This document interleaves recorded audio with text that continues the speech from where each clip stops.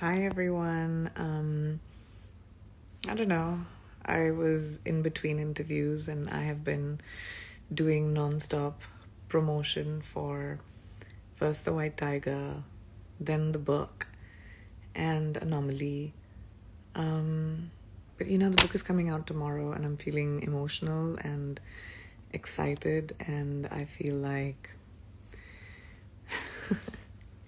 a slew of emotions. There have been so many of you out there who have supported me through my entire career, and there have also been those of you out there who have not. But this is not for you. This is for just people who are curious about me. I'm hoping that with this book, you get to know me a little bit as a person, a little bit more than the headlines that you read about me, a little bit more than whatever is out there about me. So I decided I'm going to give you a sneak peek, okay? I'm going to read a little bit of my book for you. Ready? This is only for you guys. Here it is. It's called Unfinished. Here, you can have a look at it with me. A memoir. I've dedicated it to my dad. It says, "Dear Papa, much like the title of this book, your story was unfinished. With that in mind, I dedicate the rest of mine to you. I miss you, Dad." Okay. Now, how about I read the preface? I think that'll be fun. Okay. This is the preface of the book.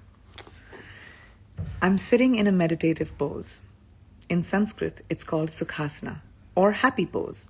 Spine straight, shins crossed, shoulders pulled back, and chest pulled upward. I am taking slow, focused breaths to bring all my attention to my center. Take slow breathing calms my mind so that I can now tackle life's problems. Kidding! I am in reality likely sitting on the set of my latest film project, or on a plane, or slumped in a hair and makeup chair. My breathing is erratic from the 4 espresso shots I've inhaled in the past half an hour, while simultaneously wolfing down some form of comfort food that's probably not the healthiest of options. Doritos, anyone? My overbooked schedule glares at me with 17 emails that are marked urgent, require immediate attention. And my phone is buzzing like a bumblebee on ecstasy. I'm running on IST, Indian Stretchable Time. I'm late, and I'm in no frame of mind to make sense of my day, let alone my life. How is this possible when I come from mystical India, the land of yoga, meditation, the Bhagavad Gita, and one of the most learned civilizations of the world?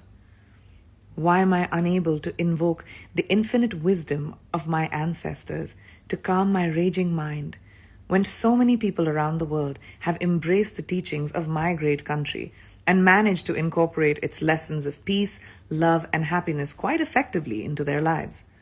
Well, I'm a product of traditional India and its ancient wisdom, and modern India and its urban bustle. My upbringing was always an amalgamation of the two Indias, and just as much of East and West. My mom was a fan of Elvis and the Doors. My dad listened to Mohammed Rafi and Lata Mangeshkar. My mom loves London, theatre, art, nightlife. My dad loved taking road trips through our subcontinent and sampling the street food at every opportunity. I lived in small towns in northern India for much of my childhood, and I also lived in the United States for 3 years in my teens. Traditional and modern, East and West. There wasn't necessarily a plan to raise me as the blend of those influences, but here I am, someone who calls both Mumbai and Los Angeles home, who works comfortably in India, America, and plenty of countries in between, and whose style and passion reflect that global mindset. The cultural mashup invigorates me. It's important to me because I believe we can learn from one another, that we all need to learn from one another. Cue my husband Nick. As I embark on this new chapter of my life with him, it seems like a good time to take stock. It's probably the first time as an adult that I felt the desire to look back and reflect on how I've gotten to this moment. The first time since my life took a huge, crazy turn more than 20 years ago, and I became a public person. Part of this desire to be introspective comes with maturity, no doubt, but I think it's safe to say that part of it came along with Nick, a mature, introspective individual, if there ever was one. Looking back, I remember how I felt as my 17-year-old self, a small-town girl who exploded into India's awareness back in January of 2000, when I was crowned Miss India World. I had no idea what to do with this unexpected, widespread attention or how to prepare for what was next. Representing my country on the global stage in the Miss World pageant. My family had no idea either, because we weren't a pageant family or an entertainment family, far from it. My parents were both doctors. With their love, support, and encouragement, I decided I would do my best to learn from each new situation that I found myself in, to throw myself into it wholeheartedly and work as hard as I knew how.